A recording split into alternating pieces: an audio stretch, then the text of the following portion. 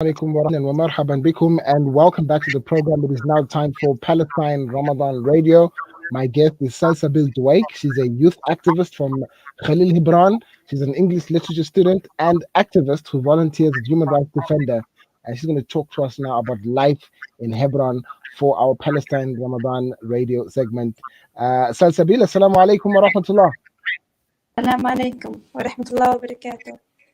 Alhamdulillah, thank you very much for joining us today. And Ramadan Kareem to you, to your family, and to the Ummah in Hebron. Thank you. Ramadan Kareem to you also and for all the people who are listening. Thank you very much. And كل عام وأنتم بالخير إن شاء الله. Amin. Salsaabeel, you are living as a young youth activist in Khalil Hebron. Khalil is the city of, they call it Khalil Hebron because it is the city where Ibrahim alayhi salam is buried. Is that correct? Yes, correct. So tell me, there's a lot of interest for people to come to Hebron, Muslim people, Christian people, Jewish people. It's the biggest city in the occupied territories, the largest city. Could you paint a picture of what it is that what are the main activities in Hebron where you live? Okay, first of all, Hebron is the largest city in the West Bank, and it's very important for us as Muslims because we have Al-Ibrahimi Mosque. Because Ibrahim and his sons, they live in Hebron, and we have Al-Ibrahimi Mosque, so it's an important place, important religious place. Many people, they come just to visit Al-Ibrahimi Mosque. Yes. Okay. Yes. Please go ahead. So the people that come to visit Ibrahimi Mosque is Muslim, Christian, Jewish, everybody, or only the Muslim people? Everybody, they come to visit Al-Ibrahimi Mosque, and after we are under the occupation, so the settlers, they take more than the half from the Ibrahimi Mosque and they make it as kanis. Kanis is the place that the Jewish pray in. So it's for the Muslims people and for the Jewish people. And many tourist people, they come to see how beautiful is the Ibrahimi Mosque. And the Ibrahimi Mosque, it's under the Israeli control. So you can't go inside, or you can go inside the Ibrahimi Mosque without going to the checkpoint. You have to go to 2 checkpoints to go to the Ibrahimi Mosque. The situation there is very bad. It's very dangerous. Before many days, like few days just, they kill a woman when she was going to her pray. Yes. We have many things like this. Yes. So Salsaabeel, while we are talking to you, obviously we don't have a video, but I do have some images, some pictures of incidents in Khalil Hebron. We see tear gas, lots of tear gas. People, Palestinians that are living in Hebron, they have to wear the gas mask because there's too much tear gas. What is the situation on the ground in terms of the harassment by the Israeli Defense Force of the residents of Khalil Hebron? Okay, I'm going to take from your time to tell you that we have the largest settlements here. The situation is more than bad, more than dangerous. They take maybe the half of Hebron. You have to go to the checkpoints. In Ramadan, we can't go to the Ibrahimi Mosque. They throw the gas pumps. Many, they come also sometimes just to take off the prayer from the mosques. They don't let them to pray. Exactly, what was your question? No, you answered the question. That's fine. Now, as a volunteer, Salsaabeel, tell us about the work that you do. Okay. I'm working as a volunteer in Human Rights Defenders. We work with the families who are living inside the sensitive area. I mean, Tel Ermede, Shari'a Shuhada, the people who live inside these areas. We give them cameras to take videos, to take pictures, for the accident that happened with the settlers, to show the people outside what happened here.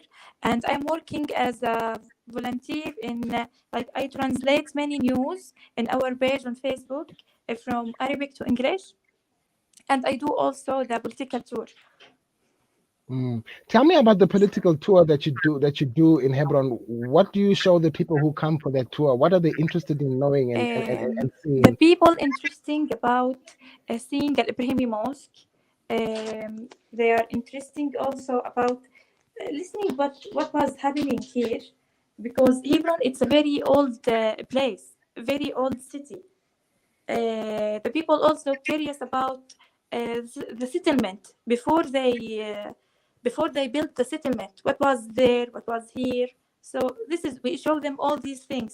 We show them how the family they suffered inside these areas. Mhm. Now, Salsabil, you told us about the checkpoints. What happens at the checkpoints? They search your pockets, they search your bags, they search every everything that you have on you. Can you please describe to us what happens to a Palestinian at a typical checkpoint? Okay, the typical checkpoints. You go Mm, to the checkpoint. They have to look inside everything that you have, pockets, bags, everything. And actually, in the checkpoint, you are living under the Israeli settler who are in his working in the checkpoint. Like if the settlers, the Jewish settlers who are in good mood, you he can let you go.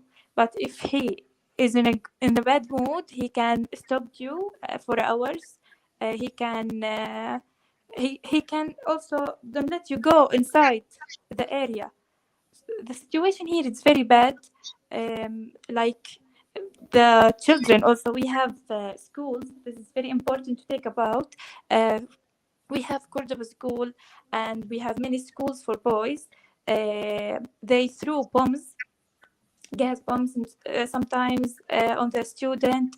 They don't let them go inside their schools. They stop them for hours under the sun, under the sun heat. So it's bad. mhm. The situation is It's very very bad. bad. Mm, mm. Allah help you. But how the resistance, the resistance, how is it shaping out at the moment? Because we all know that the Palestinians are not armed, they do not have any, any weapons, but they are still very brave and they fight back, and they put up some resistance. Tell me about the resistance of the Palestinians in your village, in your town, in your family, and people that that you see every day. Okay. Basically, we try to keep us calm, because if you want to talk with them, they will keep do more with you. They can take you to arrest you. And if they arrested you, they will take you for 3 months, 2 months, and sometimes, of course, you have to pay money. We also take the videos, take the pictures to put it in our page. Maybe the people outside they can see the situation how is. Many people they actually we have to talk about that. They don't support the Palestinians, so we try to show them the truth. Nothing more than show you the truth about what happened here. Hmm. Salsabil, I just have one last question for you. I mean, you are, quite young, and you've got your whole life ahead of you. Do you think that your youth, or do you think that your youth was taken away from you because other children your age around the world, they are into video games, they are into playing with their friends, they've got a social life, but your life from a very young age, you've been concerned about the resistance, you've been concerned about the freedom of Palestine, you've been concerned about making sure that you avoid jail, you avoid being harassed by the Israeli settlers at the checkpoint. Do you think your life, would turned out very, very differently because of Palestine? Yes, of course. It will change, and if I understand you correctly, uh, I think we can change as a youth, young people. We can show the people outside what happened here. We can go outside to talk about the situation here. We can show them the videos that the people they take, like it's near their houses, the things that happened. Yeah, of course we can change, but inside the city, the situation here, like we do our best, but the settlers, the occupation, it take more and more from the lands from here. May Allah make it easy for you. May Allah reward you for the work that you're doing and give you the shuja'ah, the courage to continue to do what you do, documenting what is happening and making sure that everybody in the world is able to see what is going on the ground. Jazakumullah khair, Salsaabeel. May Allah reward you, as I said, and Eid Mubarak in advance. Thank you so much, and thank you for hosting me, and inshallah soon Palestine will be free, inshallah. Ameen, ameen, ameen, ameen. Jazakallah. Assalamu alaikum wa rahmatullahi wa barakatuh. Wa alaikum assalam.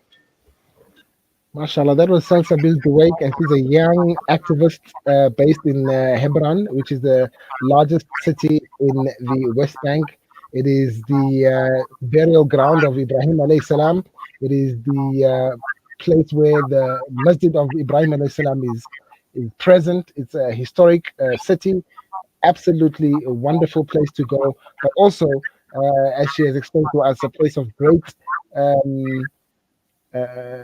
persecution that the Palestinians are living under. And she just gave us some of the tips that, she uses to survive as a young teenager in Palestine. Number one, keep calm. Number two, don't argue, don't talk with them. I'm talking about the Israeli Defense Force people. Don't argue with them, don't talk to them, avoid arrest, document anything that is happening on video, on camera, and take up the mantle for the struggle of Palestine, and do your best to expose the type of atrocities that are taking place on a daily basis. And she says that, regardless of all the difficulty and how hard the occupation is, she believes that Palestine will be free one day. And I think on that note, we end our Palestine Ramadan radio. Of course, inshallah, we could, be back on Monday, but depending on the sighting of the moon. But alternatively, this year could be our last Palestine Ramadan radio on the Iftar Drive right here on Salam Media. It's 26 minutes after 5 Central African time. We do have important announcement, and this is from Amana IFS. Riba is a terrible sin. Easily move your business or personal insurance to Amana IFS. Call them on 0861 786 393. That's 0861 786 393 and leave riba for good.